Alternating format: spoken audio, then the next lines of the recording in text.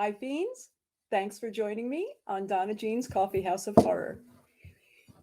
Remember, we had Terrifier 2 month, and in my corner of the world, Terrifier and Terrifier 2 have sort of become a part of regular life. I'm grateful, I am blessed, and I just love the Terrifier 2 family. And I have one of them with us today that we're going to chat with and hear some behind the scenes stories. Mr. Phil Falcone, who is a director, he's a producer, he's a writer, he's an actor. And when he's been introduced to me, both the first and the second time, by two different people, he was always introduced as being part of the heart of what made Terrifier work. So join me.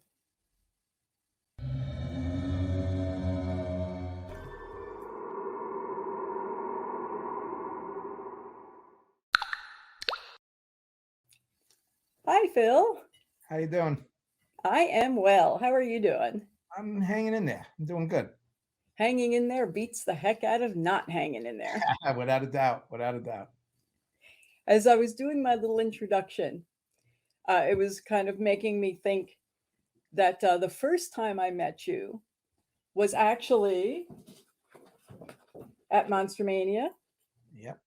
and you were with Damien Leone, and he introduced you as being just part of what made this work, how they couldn't have done it without you. And the second time I ran into you was also at a Monster Mania, and you were with Michael Levy. And Michael did a little introduction for you and said that you were just behind everything with Terrifier 2. So I think that when I've seen you with that group, it's family. Just the way you are, the way you interact. And it is just a lovely thing. How did you get involved with these guys? Okay. It actually goes back to 2012, 2013. I did a movie called Joe's War about PTSD, and I needed somebody to do a little blood work on the film. And my partner at the time had met Damien on a little mob movie. And so he introduced me to Damien, and I brought Damien on to do the blood work. Matter of fact, if I had known how good he was back then, Joe's War might have been a little better. Yeah, so when I met him, he's a great guy. So I like being with people that are good, good-hearted people. I don't care how smart you are. I don't care how talented you are. If you have a big heart and you're a good person, I like to be with that person. I like the energy. And Damien has that energy. So when we were finished with Joe's War, I was getting ready to do an action film, and I spoke to him and I said, "Listen, I'm about to look to see if I could raise money for this action film. I know you were interested in doing some film about a clown." I said, "Now I'm not too into horror." I said, "But if you want, maybe there are people that I'm going to talk to that are." So I said, "Send me what you're looking to do." So he sent it to me, and he told me what he was looking for. And I said, "That's it?" I said, "You know what? I'll do it with you. I'll cut you a check. You just have to bring me. I want to learn special effects."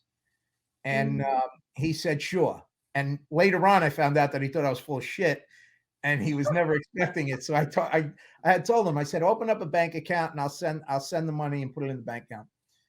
So a couple of days later, he goes, "I opened the bank account." I said, "Give me the info." And the next day, the money was in the bank, and he was like, "Holy crap, this is real." So I said, "All right." And just at that time, my tenant in Staten Island moved out. So I said, "Let's do everything there." I said, "I won't rent it out until we're done building all the props and all the effects." So we started then, and me and Damien got very close then. Like I said, terrific guy, but you could tell when you first meet him the type of person he is. That's And true. yeah, and we hit it off really well. So when we were done with Terrifier 1, and in Terrifier 1, there's a scene at the end where we filmed it and we had cops come in, and it was just very weak, and it didn't look right. And Damien said, "I want to reshoot it." And my first reaction to any reshoots is no. But he explained what he wanted to do, and I said, "All right." I said, "I got a couple of people that I met while doing Joe's War, because they had come and helped me out for one day. But again, great kids, I should say young men, very, very respectful. And I got along great with them. And that's the Fuzz on the Lens boys, Mike, Jason, and Steve. So I said, they're actors. I said, let me bring them in. If they fit, we'll use them.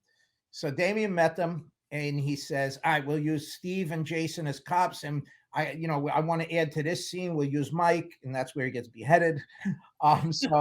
So they came in on that. And then when we were doing Terrifier 2, let me back up a little bit. We went to my first con in Arizona and I saw how big we were even there. And we hadn't even gotten on, we just got on Netflix. It was wild. And I said, Damien, how old are these? When's the last big movie? I said, because all these other ones are old timers. I knew. So he said, he goes, yeah, there hasn't been anybody new in like 20 years. And I said, oh, we're going bigger. We got to go bigger for Terrifier 2. So we worked everything out, and we brought on Fuzz on the Lens for Terrifier 2, and that's how they got involved in this. So and that all meshed together. Oh yeah, without a doubt. Listen, like I said, good people, all the same mindset. They all want to do better. Nobody's like, I'm just going to get through this. They're not those kind of people. We're all the same. When Terrifier 2 started, I had just had open heart surgery. I had surgery on August 9th. September 15th, I'm in my basement because I had to move we did all the special effects builds and everything in my basement. My wife was, God bless her, because she does everything. I mean, she's also the backbone. She let us destroy her house and build all the props in my basement and in my house. We had body parts all over. But she was more mad that I was supposed to rest for 3 months. And here I am within a month building stuff downstairs, lifting stuff I wasn't supposed to. I still have bandages on. And so she wasn't too thrilled about that, but we got through it. We started filming in October of that year. So I was basically a zombie. So thank God the Fuzz boys were there. I did my best. But again, open heart surgery is a rough one. Yep. Yes, it is. Yeah. I got to take a second, though. I got to give a shout out to Minuteman Press, Rita's Minuteman Press in Edison. These people saved me. There's, let me just see. Hold on. I don't want to forget anybody. There's Diane, Angela, and Maritza. Maritza is my all-star. She saved my butt. All you people that have Indiegogo things that were printed, these are the people that saved us. So that was my shout out. Thank you all. I'm back. The commercial's over. Honestly, part of me doing the interviews, the shows, and it's become more and more clear to me. It's very much was really one of the first ones I ever did was David, when I met David and Damien. And I realized what I really like to do is talk to good people who do good things and introduce them to other good people. And that is pretty much how I describe my show if I'm asking somebody if they want to be on it. And I think you can't talk to any of the Fuzz on the Lens guys or any of the Terrifier guys and not get the feeling of how they are sincerely good human beings. Without a doubt. Without a doubt. I could tell you right now, this is my second career, basically, maybe more like my fifth, but this was a passion of mine as a kid. One of the things I keep telling my wife is I wish I was 35. I wish I could, she goes, what's the difference? She goes, you hang out with them. They love you. You're like one of them. I go, yeah, I know. I'm like one of them, but I'm 65. Who knows what I got left? I said, I want to hang out with these guys forever. They're that cool. They're great, great people. And I love it. George, he doesn't get the recognition he deserves. He's an amazing cinematographer. He's an amazing worker, and he has a heart of gold. I mean, he saved me twice, no bull. I mean, the last time was for my surgery. I wanted to go upstate and build the sets, and he says, I ain't driving you upstate. Your doctor just told you, get to the hospital. So, it's a family. I mean, It is a family. You can't say it any other way because it's such a tight-knit group. And, like I said, again, this is not my first career. So this is for fun and enjoyment. And I wouldn't stay with these people. I would, and again, I'm in a pretty good position where I could say, no, he's not being part of this anymore. Mm-hmm. These kids are so good. I keep saying kids, but these young men. I understand. I'll actually be 60 in March. And I've been kind of talking about that too, like, oh gosh, gee, I'll be 60 in March. It's kind of weird that you're not going to be here as long as you've already been here. But then again, you and I both have reasons we shouldn't even be here now. So wow, you get all of the amazing wonder and to be around these incredibly talented, good people. And I will tell you, and I did tell Damien this. He said during one of the interviews I did with them that his mom is so proud of him, but she has to shut her eyes. She can't watch what he does. And I had to shut my eyes through a lot of it too, through just some of the gore stuff. But it doesn't, you get wrapped up in the story, because the story, and it's the good versus evil thing. And you really want, even though you love art, you really want the good to win too. Yeah, listen, my daughter is deathly afraid of clowns. And my daughter's in the movie all over the place. We used all her body parts. We molded her body. My wife, we molded her body. We molded so many parts of my family. I don't even know where they are in the film. So this time, my wife and my daughter actually came and watched it. They never went to see Terrifier 1. So they came to Terrifier 2. And again, there were times where they turned away like that. But they sat through it and they said, wow, really, because I mean, we desensitized my daughter, that's for sure. We had Art's head on a shelf and she's deathly afraid of it. And every time she went down the basement, turned the light on, it's right there. She's like, oh my God. So it's cool. When you say molded their body parts, what does that mean exactly? Well, when you do all these effects, when you're doing practical effects, like when you see a knife, like when you see on the, I don't, there's no more spoilers, I guess. So yeah, when Allie's on the bed and you're cutting her back open, we're not actually cutting her back open. So we needed a back rather than bring Casey back, who did a great job, Casey Hartnett. Rather than bring her back, we molded my daughter's back. It's about the same size frame. So we mold her back and then we make a fake back. So when he slices it, that's my daughter's back. Elliot's foot. It's either my wife's foot or my daughter's foot. I'm not even sure anymore. The hands. There's so many things. Like when we filmed Lauren in the tank, we had a spot where we didn't like the way that they broke away from the animal holding her ankle. So we had my daughter do it in a mini tank, put her foot in there and she rips it off but it all blends in. Damien's amazing with that stuff. He really is. You mold body parts and you use different body parts and that's how you get these effects to work so good, because you film the scene and then if you need a little something extra, you go back and you redo, which is one of the, some of the things that we did that made this movie like really impressive to me even was a couple of the reshoots, because as I'm doing it with Damien, I'm learning. He'll turn to me and I'll go, I want this to move. I want this to happen. And I'll go, I don't know what I'm doing. I said, I'll try and figure it out, but I've never done this before. So, like a lot of the things we work on and I'll go, I'll try this. And he's, let's just fill. I go, no, let's try this. And then there's times where he goes, I want to do this. And I'll go, can I do this? No. You got to do this. You got to do that. And I think it works well for the both of us. Sometimes I'm pushing him, which he doesn't need much of a push. And sometimes he's pushing me. And sometimes I do need a push because my mindset is close is good. There's going to be so much blood. Nobody's going to see it. So he's a perfectionist though. So every little minutia he has to have. Me, on the other hand, is I'll get it close and I'll be happy with it, but it works out. So you've got a big picture and a small picture, and between the two of you.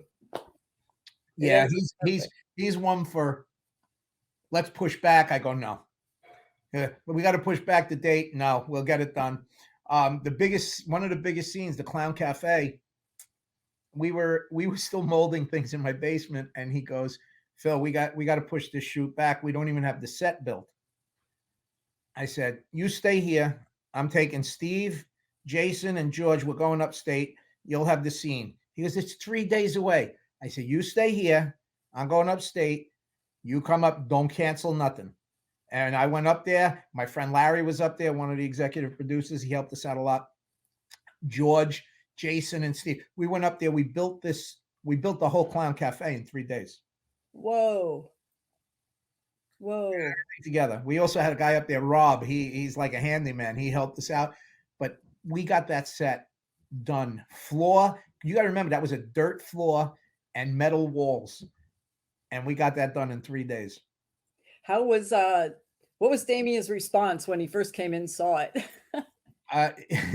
He smiled because I can't believe you did it. Yeah, we did a lot of things like that. There's times where he'll go, we're reshooting, and I'll go, no, we're not. And he'll go, Phil, we got to reshoot. And I'll go, no, we're not. And then I'll go, what do you want to do? And he'll tell me, and I'll go, oh, that sounds so good. So you have to reshoot. Gotta reshoot. Matter of fact, the abracadabra scene, when he cuts the head with the cleaver, the first time we filmed it, we didn't like it at all. And I said, listen, it'll be fine. Nobody will care. It's a small scene. He goes, Phil, come on, we got to reshoot. I'm going, no, let's not reshoot it. Let's just get this thing done. And he goes, Phil, we got to reshoot it. And I said, all right, let's reshoot it, but let's build it. We were trying to build 2 new heads, and then we ran out of time. And I said, well, he goes like this, listen, we'll do it once. If it's not better than what we shot, we'll just go with it. And it came out. It came out. To me, that's one of the coolest. When that cleaver hits that neck, I still do that. I go, oh, that looks real. I do that for a lot of it. It's, it's funny. You wouldn't suspect, not that I absolutely adore Kane Hodder. I consider him a friend, and he's one of the biggest hearted people. And it's not like when you meet Kane, even though he likes to joke with people about choking them, but when you meet and you talk to Damien or you talk to David, you wouldn't necessarily think, oh, gee, they're turning around and doing all this bloody stuff. Right. But the talent involved with all of that is just like, it's mind blowing. Yeah. And Damien's self-taught. So he taught himself all this, which is very impressive. That truly is. Yeah, he's good. And Damien has a vision. He I'm going to say probably before pen hits paper, even though that's not a real thing anymore. Before pen hits paper, I believe he knows what the person looks like, what their future story is, let alone their past story. He's got a vision that he sticks to. I brought him some talented actors and said, listen, I think this guy would work for this. He goes, no, I know who I'm thinking of. And I go, all right. He goes, it just doesn't fit what's in my head. And I go, all right. And then when we casted it, it was like, well, Dave was different. Dave, one of the things when I first got involved and we found out that the first guy, Mike, wasn't going to do art again, I said, we should get a mime. He doesn't talk anyway. You don't need an actor. You need a mime. And he says, yeah, it sounds good. And we auditioned we put out for a mime. And I could tell you, Dave walked in and Dave killed it. And me and Damien were cracking up. And we said, well, Damien's the one who makes with creative, I say, I'll give you my input. I'm very critical. I'll give you my input, but this is your baby. So you tell me, if you don't like what I'm saying, that's fine. But if you take, great. And that's how I'll always do it. Like, even when he's done editing a scene, he'll send it to me and go, what do you think? And if I like it, I'll say, listen, I like it. If you're going to change anything, this is what I would do. Sometimes he agrees, sometimes he doesn't. If I don't like it, I'll be very blunt. I think it sucks. I think you got to do this. I think you got to do that. And again, sometimes he agrees, sometimes he disagrees. But he likes the idea that I'm not afraid to tell him it sucks. When you're in a position where he is and you got all these people working for you, there's a lot of yes men. There's like, oh, that looks great. Oh, that looks great. Oh, that looks great. And I'll go, I don't give a shit what they say. That's bullshit. Don't look great. I'm sorry. Right. I'm a cursor. It's all good. We're all adults here. Yeah, I think if I curse, I don't think it matters much. If they're watching this because of Terrifier. Right, exactly. You do have a point there. and it's so funny, funny and wonderful and heartwarming, the support that the fans have had for Terrifier 2 all along until it's coming up, financially, emotionally, just and the fact that it carries over now into whatever will end up becoming of 3. There's this huge amount of support that's become a part of that added on family. Without a doubt. I mean, I say it every chance I get. I'm not usually sitting in this position where I talk to people that often. So I appreciate you getting me on the show. Without the fans, of course, no movie is worth the crap. The fans for Terrifier, I don't think I've met anyone that I would say, "Yeah, get the hell out of here." They're all serious film buffs. They, I like I said, I wasn't big into horror, so I was more into the action, more into the sci-fi and things like that. And I could tell you that probably the sharpest fans I've ever met are the fans for horror. I used to go to these Hollywood shows, and you're sitting with major actors and everything, and the fans don't really know the minutia of the film, the in-depth parts of the film, and they don't dissect. Whereas horror fans that I'm noticing, they're so sharp, they could dissect any type of film. They're not only horror fans, they're all kinds of film fans, and they're very knowledgeable fans.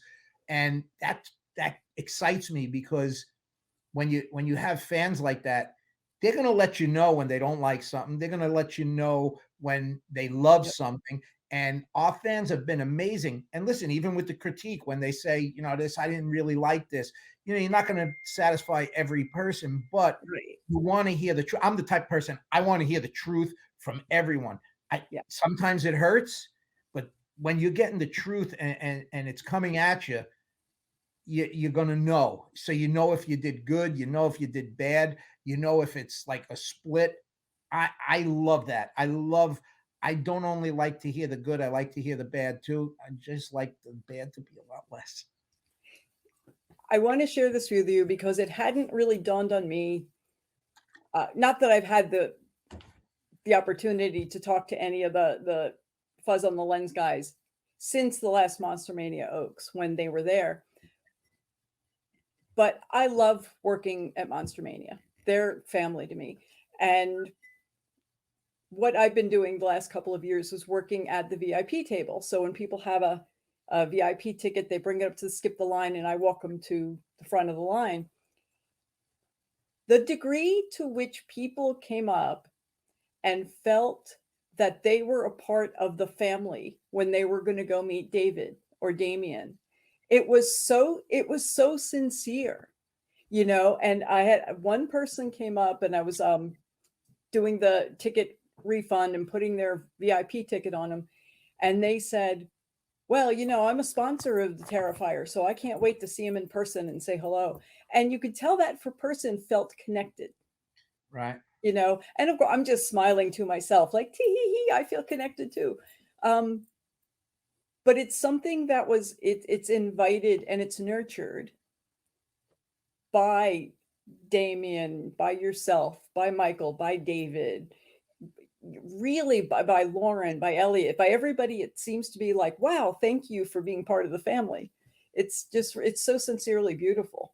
Well, I believe that's true, because I believe that as a group, like I said, I don't. If you see me hanging out with these people, you got to know that I like them. Right. That's just how I am. I could tell you this: there's not a person that I'm dealing with that I could say I really don't like that person. It's like a family. And like I said before, the fans. Listen, I don't go to all the shows. I go to a couple. I'm actually going to Florida. I'm going to Atlanta. But I don't go to a lot of shows.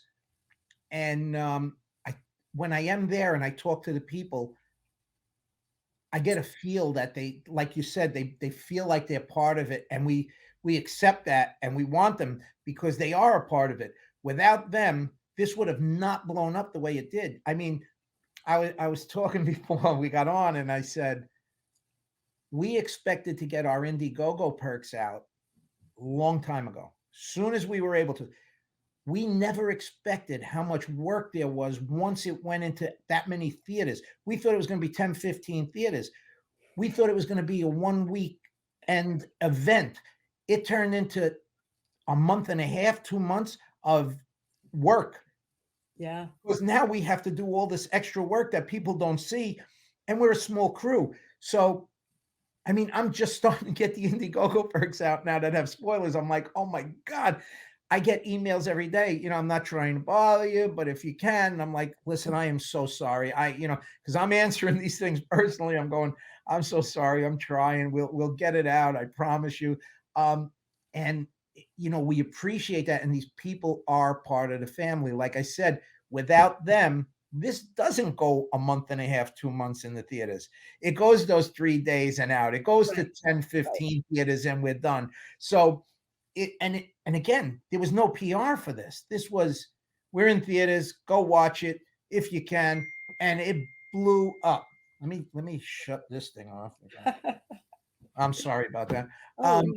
So it's mind-boggling because, listen, Terrifier 1, I nailed it. I said, listen, it's probably it's a good movie. It's really cool. I think we'll do well, but we got to build a fan base.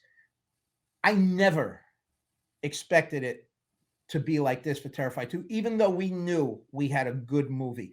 Like I said, I don't hold back. I knew it was good.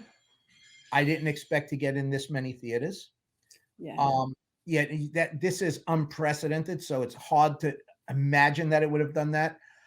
I also didn't know how much work it was once we did it, because I'm thinking, all right, we're done. Now we could get on to moving on and getting things ready for Terrifier 3 and doing whatever. No, we haven't had a chance to breathe yet. I know. When gosh, was it Steve or Damien? Someone announced that they're not going to commit to any more events or conventions that weren't already set for a little while, so that Damien could get to working on Terrifier 3 and all of that.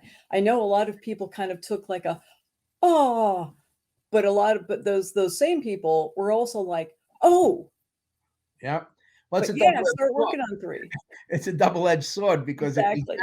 if he's at these conventions, there's nothing getting done for Terrifier 3. And really, people do understand that, and are happy and supportive about it. And even if they're kind of sorry, they're hoping to meet him, but is probably asking for something that, but is Damien working on the 3rd script? Does he? I know he's had thoughts about it, because we even a couple of years ago when we first interviewed him, he said he had 3 movies in mind. Well, one of the things he talks about is, listen, he's got the story. Now it's putting it on paper, getting it in script form, film form. So one of the things he was contemplating, because the story grew so big, was, and we discussed it, we're not doing another 2-hour movie. Can't do that. So it's a matter of, how do we do this? It's most likely going to be a 3 and 4, like a 2-parter. That was going to be my next question. Like, does it look like it could be? Because people are saying, like, wanting the franchise. They're wanting more. They're not wanting it to end. Everybody's hungry for more. Yeah, it's like I said, it's most likely going to be 2 films. How we do it, I don't know. And again, that's once pen gets to paper. And that's on Damien, and I'm sure he's swamped right now. So that's why when he said, I got to stop this. Oh, yeah. Once he starts writing, it will not take long, because the story's already there. He's just got to flesh it out. And that, half the battle's done. Let's put it that way. He already knows where it's going. He already knows what we're doing. We've discussed it, and I love the ideas that he's throwing at me. Matter of fact, like I told you, I wasn't into horror and everything. I'm over there, like since Terrifier 1, I'm like, wow, what if we do this? Oh my God. My wife's going, what the hell's happening to you? Oh, I just saw this major thing. Oh, this would be great. So, he's got all these things getting thrown at him by, I'm going to say, thousands of people at this point. So he's got to get that time where he has the moment to sit down and say, all right, it's serious time. I'm going to write. But I firmly believe once he gets to that point, it's going to fly by, and then it's going to be getting everything ready. Because again, we're going to, we went from Terrifier 1 to Terrifier 2, which is like going from home video to almost to Hollywood. And Right. now we have to not only match, we want to be better. One of the things I always say is I always want to do better than my last. So, getting to that point, God, that's going to be tough. I mean, we built every set. We had no restrictions. We did everything on my property upstate pretty much. Then Frank Procopio at Fright Factory in Pennsylvania, he helped us great because we had no budget. He let us film in his place for I don't even know how long. He's been amazing. He's like family to me now. He's he bent over backwards he handed us the key to his place. Go in there, film, do what you got to do. And to get that and to have to be able to do that again, where we could take this film and get bigger and maybe not even have the funds that we have, but get bigger. What we did, a couple of my Hollywood friends were like, what was the budget? 5 million? I go, no, it wasn't 5 million. And when I tell them, they go, get the hell out of here. I go, yeah, that's it. They're like amazed. And now to get that again, how do you do that? When I first met you, we were like old friends.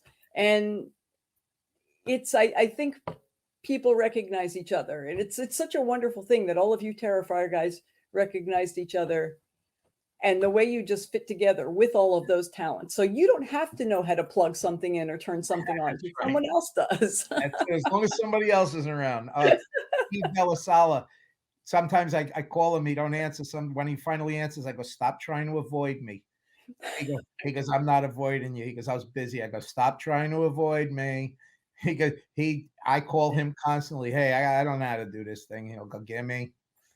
Jason Milstein, another one who helped us out a lot. Jason Milstein is, I'm telling you, he could do anything. Even when he'll learn it in 15 minutes and be amazing at it. So these are my go-to guys. George, another one. So if you surround yourself with good people, you're set. And if you're a good person, they tend to accept your shortcomings.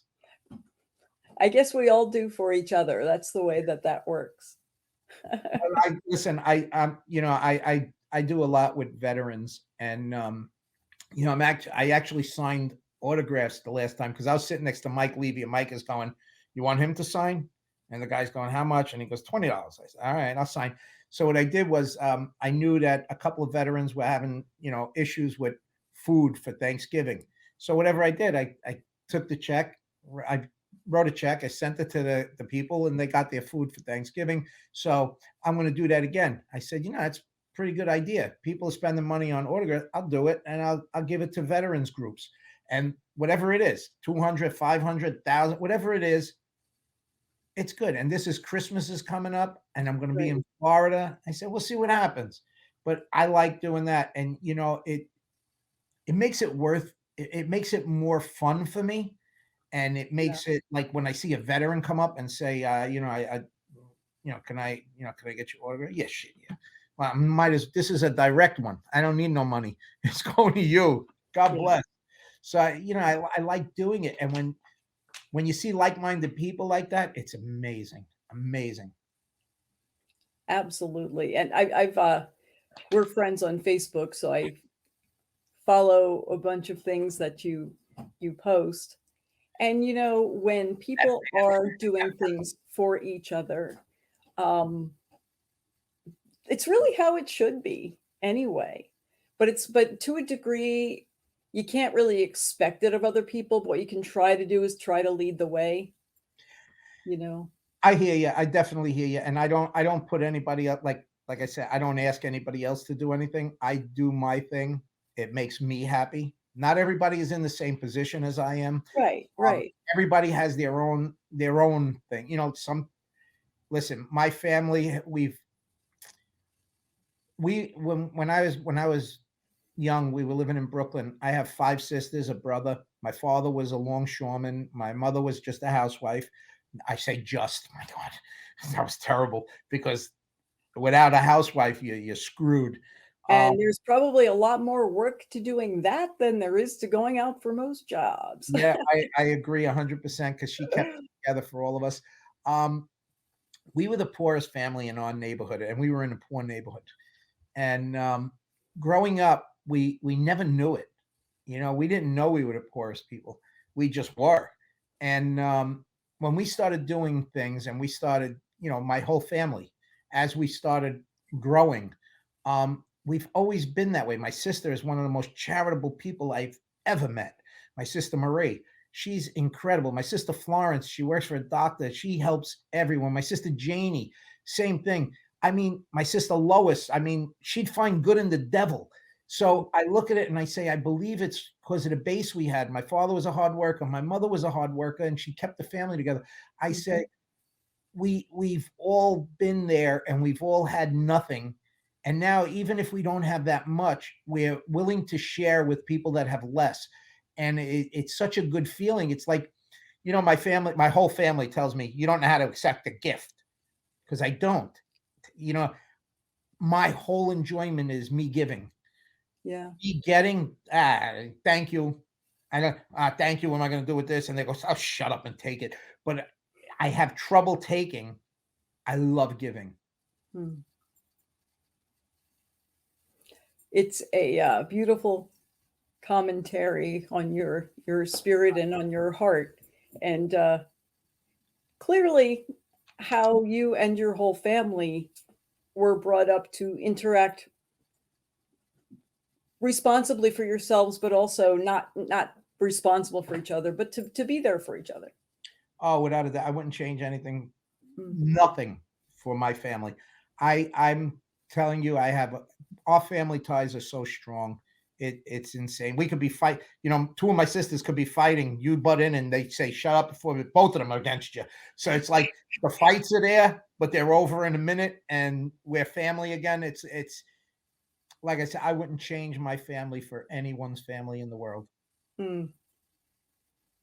What a beautiful thing. You've been able to reach that out and spread that out, that feeling out into people around you. So you're going to be in Florida. Where Yes. are you going to be in Florida?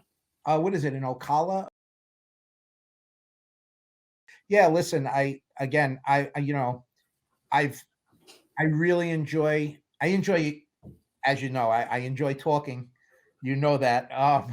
I'm a little rough around the edges, so some people don't get the humor, maybe, but I will discuss anything with anyone. I'm not afraid to talk to people. I am having a blast with this. It is a lot of work, and we're doing the best we can to make everybody happy. But I'm telling you, I wouldn't change anything. You know, when I went in for my surgery, when my kids were around and my wife was there, I said, listen, I said, I don't plan on going anywhere, but just know, because I mourned my mother and father's death for a long time. And I told them, you got 2 weeks to get over it. If this doesn't go right, you got 2 weeks to get over it. I had a great life. I did everything I wanted to do. I'm still doing it. I said, so mourn me for 2 weeks and get over it and get on with your life and do what I did. Do everything you wanted to do. I said, I don't plan on stopping.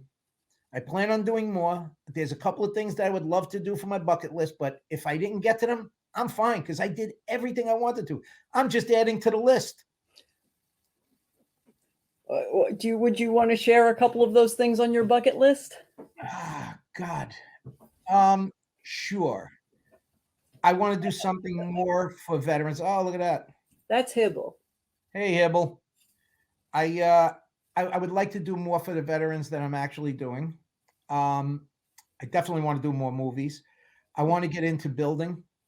I have a friend of mine that's a builder, and I wanted to get involved in that a little bit. I always wanted to do that in life, and I've done it on a scale, but not where I want to be. What else? I always wanted to be in the service. That I was told I can't do. I'm too old, so I can't do nothing for that. That's another reason why I try and do what I can for the veterans. I was in the middle of opening up a halfway house for drug addicts and trying to help with that, but it happened right around the time I had my surgery. That's where I bought my property upstate, was for that. The houses, I had it gutted, but I never got to finish it. And I don't know if I have the energy to do that the proper way. So that until I get back in shape and where I got to be, that's on hold. So that would be nice to get to. And God, really, like I said, I add, like, if I hear something that I want to do, I'll go, yeah, that sounds good. I think I'm going to try it. And I usually do it right away. I don't usually wait, because like I said, who knows how much time we have left. 65, my last 4 years have been, great, but I've had some health issues. So I feel strong. I'm working out every day again. I don't have the strength I used to have, but I'm getting there. And like I said, I'm meeting new people, which is key in my life. I like talking to people. I like having fun. Everything is, to me, if I could put a smile on somebody's face every day, I'm happy. And if I could joke around, and my humor, like I said, is a little warped, I'm going to share a story with you that not many people know. It's a little warped. My mother on her deathbed, I'm there, and the priest came. She was still able to talk, but she used to get her communion and everything. She was in bed, and I'm sitting off to the side because I never left my mother's side unless my sisters were there. And the priest talking to her, my mother started crying, and she goes, "Father, I'm afraid that my husband is up in heaven and he met somebody new." And the priest said, "No, don't worry. You're married here, you're married there." And me, I couldn't keep my mouth shut, and I yelled. I said, "Hey, hold on. I signed up for till death do us part. What is this crap?" And my mother started laughing in her tears, and the priest looked at me like, "Are you kidding me?" And I said, "I'm sorry, but once I'm dead, it's over. I go out. I'm a free man." And you got your mom laughing. I got to laugh. That was the thing. I'm sure the priest wasn't happy about it. Yeah, there's a little warpness in me. But again, I listen. I like to have fun in the most dire situations. I'll try and crack a joke, as long as it's not going to hurt anybody else. That's one of the things I'm pretty conscious of. Like I just went to a funeral, and to me, the funerals have become parties. It's a gathering. It gets loud. I hate that. You're there to respect, not to have a conversation and start laughing in the place. It's funny, when I was thinking of this, when I was going in for the lung surgery with my cancer. And of course, I never smoked, and I used to be an avid runner. But they gave me a 6% chance of not living through the surgery because of my type 1 diabetes. So I was, I became okay with that. And I was telling everybody that I loved, who loved me, if I don't come through this, it's okay. I'm not cheated. I've been amazed. It's been an amazing life, and I want you to know it's okay. And my daughter said, "Well, Mom, it's not okay with me." And I was thinking of that when you were sharing some of your stories. That's my daughter too. My kids did the same thing. But God bless. I tell you, like you said before, we've been blessed to be still here. So let's make the best of it. Let's make the most of it. and that's what I try to do. I'm not an extravagant person. I don't go all over the place. I don't like to travel that much. I feel there's enough here. If my family is in my backyard, you couldn't make me any happier. I do understand. I don't have to go to Hawaii to be happy. I don't have to go to France. I don't put my family in my backyard, get a barbecue going. Who's better than me? That's how I feel. And I hope I never change, and I don't think I will. I mean, like I said, 65 years old, ain't much change left. Well, we'll do this again, and we'll see how much change has come. Yeah, from now to then. You're gonna find Maybe we'll do it like looking at next Christmas. We'll set a date and see what's changed. Yeah, listen. I'm all for it. I mean, I know we didn't talk too much about the movie, but we talked about life, which is, to me, it's even better. I mean, we got to know each other even more than we have, because our conversations have been minimal, and this was a great. Yeah. I enjoyed this conversation a lot. I did too, and I hope you guys out there did as well. Do you have any other behind the scenes stories you would like to share since before we end this? I mean, listen, there's been behind the scenes stories that there's so many of them that it boggles your mind. One of the cool stories I'll tell you, I believe it was Jason who got it going. It might have been Mike, because they're interchangeable. We were in the Fright Factory, and we were filming, and it was, I mean, we were dragging ass. I mean, the look on everybody's face. I mean, Damien looked like he was sleeping. I was probably sleeping. And we were just dragging, and it was like murder. And somebody put on music and just started dancing, and all of a sudden it turned into a party for the entire song. Matter of fact, there's a video going around that I'm not proud of.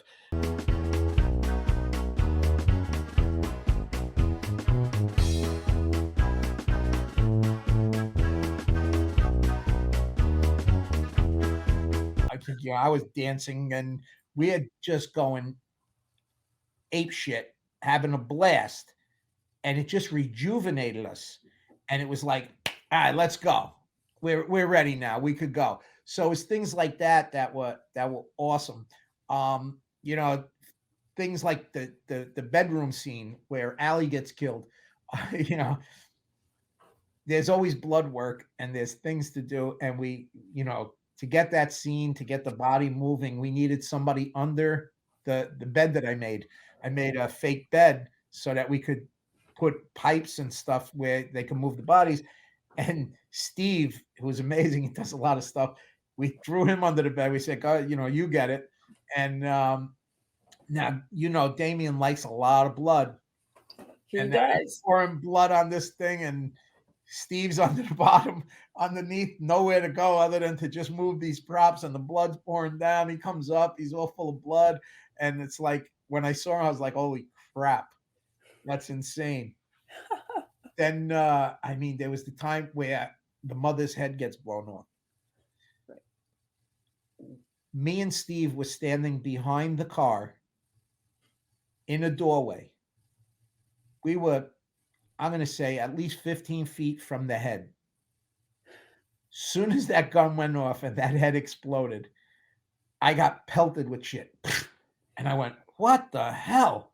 And I look at Steve, and I said to you, and I look at Steve, and he's got it all over him. I said, look at this crap. We're on the other side of the car. We got hit. This was shot in my garage upstate. And when I look at it, we looked around the room. There was meat all over the garage. There wasn't a clean spot in it. It went 360 all over the walls, all over the ceiling. I said, oh my God, this is a mess. Things like that. I mean, fun and crazy. And then some cleanup. We didn't clean up so much upstate. We keep talking about going back up. The barn that we shot in, we built 1, 2, 3, 4, 6 sets in there. And we filmed, and because, we were moving. So we filmed. I went up there recently, and I called the guys. I said, we keep talking about going up there and cleaning this place out. we still have to do it. It's a mess. So we didn't clean up so good up there. Any place that we shot other than my place got cleaned up, not my place. Somehow that seems to fit and make sense. Right? You got to take care of other people's property. I mean, behind the scenes, they'll be telling you about how much of a tyrant I was because I would lose it when we're in certain houses. Gotta clean this stuff. I can't leave it like this. But for the most part, all fun behind the scenes stuff. Great crew. Like I said, you know, you had Olga and Jackie behind the scenes. A lot of fun. Scott. We had people that came in and helped, you know, doing things. Leo Maldonado, Francesco De Pinto. God, there's so many. We had a lot of people. One kid, Killian, he came to help us upstate. He wanted to be a PA, and so they brought him in, and I'm working with him, building a set all day, talking to him. Hey, yeah, do this, do that, showing him what he's got to do. Yeah, grab that board. I got to cut it. The next morning, I'm sitting at the table with my coffee, and he walks in the house, and I go, "Who the fuck are you?" So he goes, "What?" I was with you. I said, "Who are you?" She goes, I'm Killian. I go, "Killian, what are you doing here?" She goes, "Are you kidding me? I worked with you all day." I said, "Don't bullshit me." I said, who are you? What are you doing in this house? So he's looking for help from somebody. And they said, "Phil, this is Killian. He's working with us." I said, "Oh, okay." So I'm talking to him now the whole day. Next day, I'm sitting down at the table with my coffee. Killian walks in and I go, "Who the fuck are you?" I did this 3 days. He thought I lost my mind. And he's going, "Is there something wrong with him? Is he like crazy?" And finally, I let him off the hook. And I was like, "Yeah, come on then." But 3 days straight, I was telling him, "Who are you?" You're putting on your best Marlon Brando Godfather bit. And how's this? I tell Damien all the time, I go, "Stop cutting me. I'm a great actor. You got to realize this by now. Stop cutting me out of the film." Well, believe it or not, we've chatted for about an hour. Oh, wow. That's pretty cool. So I will, since if the one criticism I seem to have gotten is the fact that I can talk too long. So cut this up. So will say thank you so much for spending the time with us, for chatting with me. It is truly a delight and an honor. And when I see you, I'm going to give you big hugs. The honor is all mine. Trust me. I love this. I was blessed and I appreciate it. As soon as I heard that you wanted me on, I said, "Oh yeah, I'm in." So thank you so much. We're going to do it again next December. I'm going to hold you to it. You got it. If not before. Anytime you give me a call. If I'm available, I'm done. You got it. Thank you. For you guys out there, if you haven't seen Terrifier 2, why not? Go see it. Then you'll know what we're talking about. And if you can go see this guy in Florida, go see him. He's awesome. Bye-bye. See ya.